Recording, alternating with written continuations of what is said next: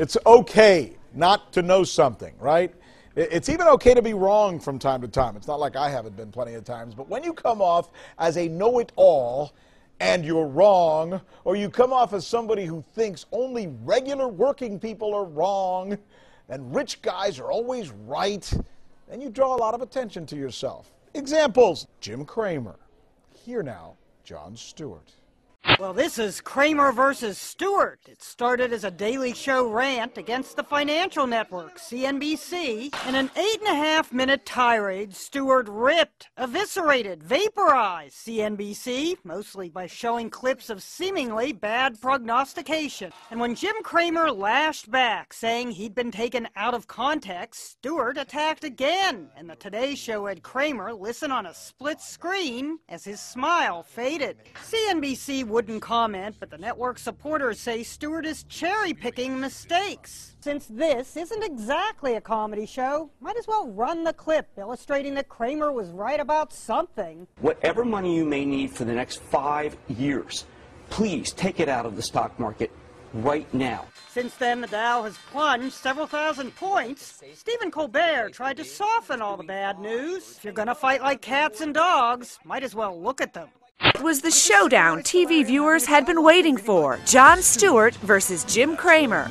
It's go time! And the Daily Show host didn't pull any punches. But despite days of heated exchanges, the meeting was less mano a mano and more mea culpa. Stewart did try to find some common ground with his cable nemesis, and Stewart made clear that his problem wasn't with the frenetic host of Mad Money, but with the network he works for.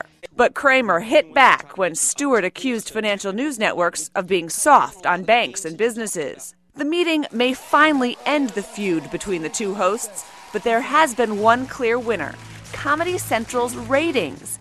Viewership for The Daily Show is up 20% since Stewart's first rant against CNBC, while ratings for Jim Cramer's show are down 24% since Stewart went on the warpath.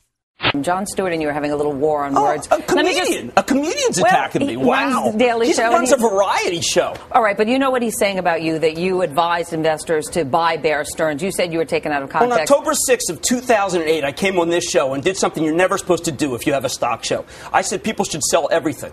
But that was 35% ago. I mean, whatever he says, Bear Stearns this or that, that was a call that should have wrecked my career. And it would have if the market gone up. But I stuck my neck out and did it and saved a lot of people money. Let's show the tape. Well, first of all, anytime you recommend a stock and it goes down, you've made a mistake. Here's a shocker. Almost every stock is down. Any stock you recommended is bad. This is a terrible market, which is why I told people to sell everything. But you think he's going to run that tape? No, because he's got a comedy show. Just to defend you, Jim. Jim has to go out every day and make these calls. I regret the fact that the market's down and that I liked some of the market. But I did come on the show and tell everyone to sell. And, you know, when Stewart makes that call, I'm all over him. But I don't think he's going to do that because he's a comedian. All right, Jim Cramer, thank you very much. The economy tanked, stocks took a nosedive, and all manner of commentators began pointing the finger of blame. But, of course, there's plenty of blame to go around, and in our third story in the countdown, The Ranker has produced a full-blown war between Jon Stewart of The Daily Show and Jim Cramer of our sister network, CNBC. It began last week when The Daily Show compiled an 8-minute segment highlighting CNBC anchors and pundits who had said the stock market was doing just great. And yesterday, Cramer responded in a post on MainStreet.com saying that Stewart took some of his words out of context. Then last night came Stewart's retort. There may be many morals to the story, but here's two. Videotape lives on unless and until mankind is turned back to rubble. And if Jon Stewart and Jim Cramer want to keep thrashing this out, they will probably have an audience. You know, it used to be that when George Bush was president, Jon Stewart attacked the president every night. But now that George Bush isn't president, instead of speaking truth to power, he's attacking people like you. Exactly. I'd like to see that YouTube clip, but you won't because your show has transcripts and his doesn't. Right. And I think you ought to lighten up. I mean, he is a comedian. I do believe that the administration's gotten thin skin. No, he's not. He's an ideologue. And when George W. Bush was president, he spoke truth to power. Now that Barack Obama's president, suddenly nothing's funny about attacking the president. So maybe Jon Stewart can tell us now what the markets are going to do over the next 5 to 10 years. Or is he going to just sit there and cherry pick over the past 8 years every mistake people have? He's got 100 people working for him They scour the internet and TV night and day.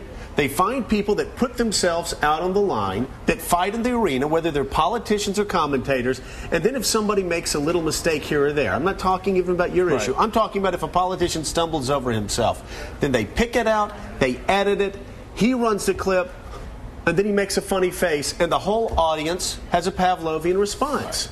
And you know what? It's really easy to be a comedian and make those cheap shots when you have 100 people working for you. I would like to see Jon Stewart come out and tell us what he believes in. Tell us where America needs to go in the future. And let us take a microphone around and a camera around with him 24 hours a day for a couple of months, and then we can edit out all the mistakes he makes.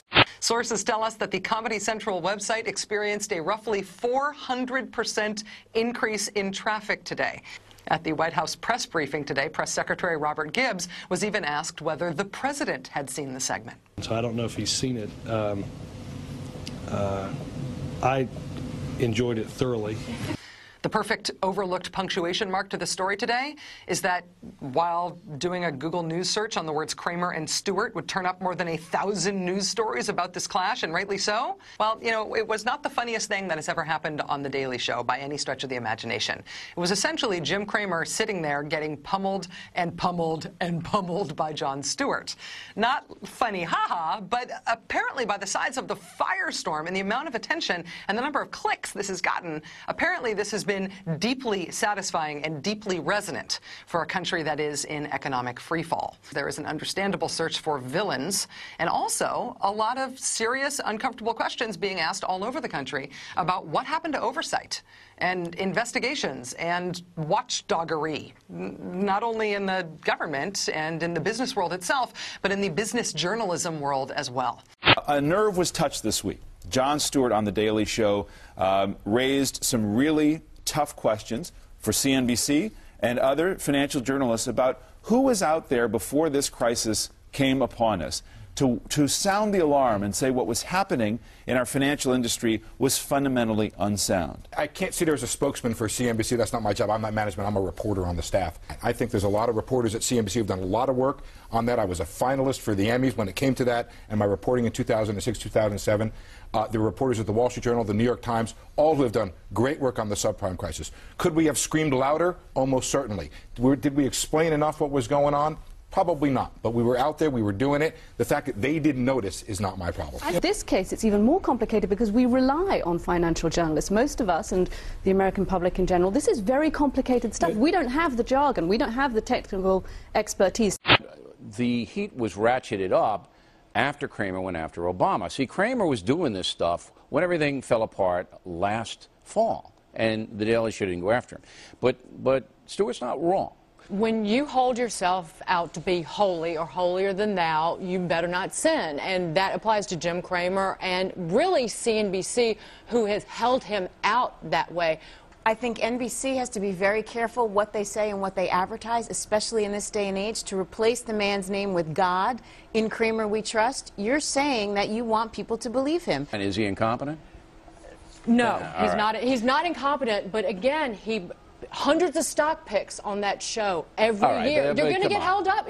Stewart made the point, and the point is valid, that these guys should have known the banking system was corrupting itself with all of these real estate transactions. CNBC throws one man on air. There's no one there ever to debate his stock picks. No one ever there to show the other side of the story. And the show doesn't even rate well. Do you agree with me there's a political component in this presentation by Jon Stewart? He started out as a full-fledged supporter of Obama, and let's face it, Obama's been disappointing, and he said it, and Jon Stewart did not want to hear anything like that. Okay. You have to hold people accountable.